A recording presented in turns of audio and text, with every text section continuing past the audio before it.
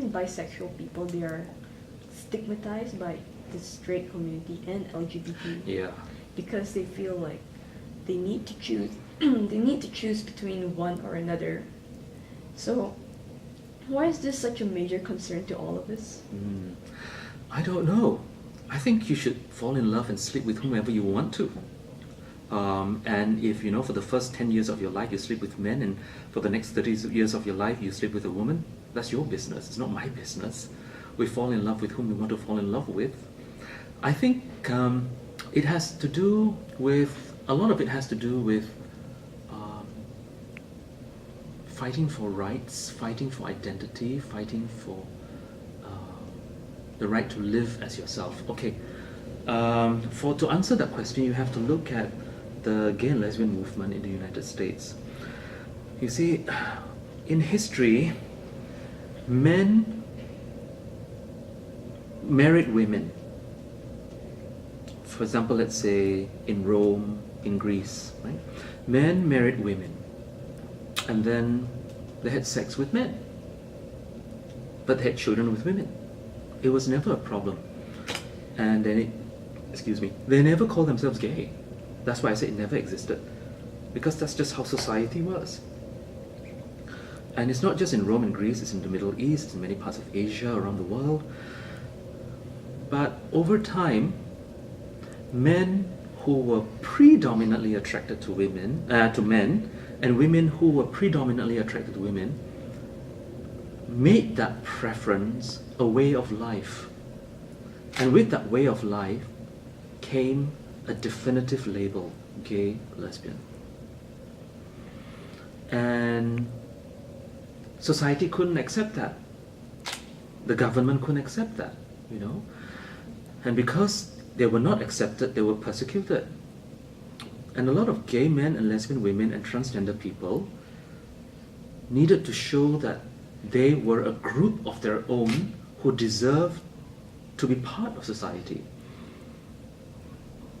And, to achieve that, they needed to say that we as gay and lesbian and transgender people have every right as straight people. So that identity was important. It was important because they needed to fight for rights based on an identity. What happens when that identity becomes shaken? People freak out. People freak out because the straight people would say, you're gay and lesbian, but you're a gay man, but you sleep with a woman. You're a lesbian woman, but you sleep with a man. How can you say that you're fighting for gay rights? And at the same time, LGBT people point to straight people and say, you say you're straight, but you're sleeping with people of the same sex. How can you be straight? So that shakes everybody's gender and sexuality foundation.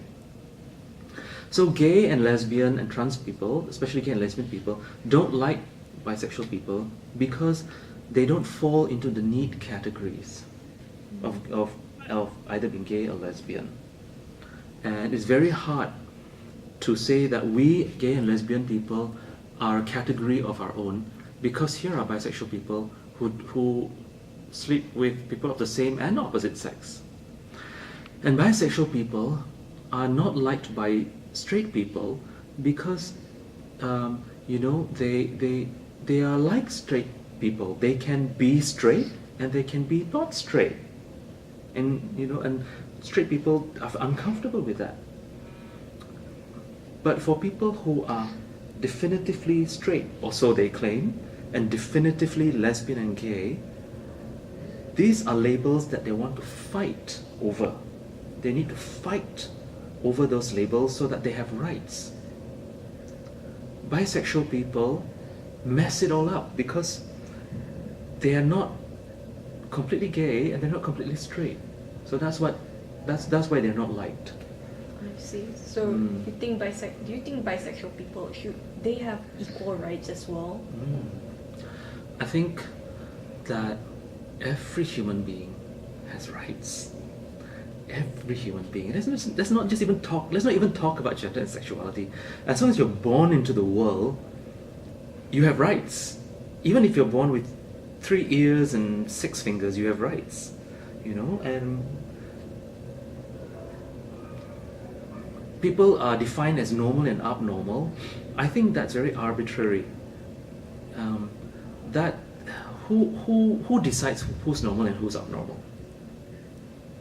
You know, I could look at you, Sasha, and I think, you know, you're wearing a hair clip only on one side of your head. That's abnormal. So that's very arbitrary. But yes, every human being has rights. Mm.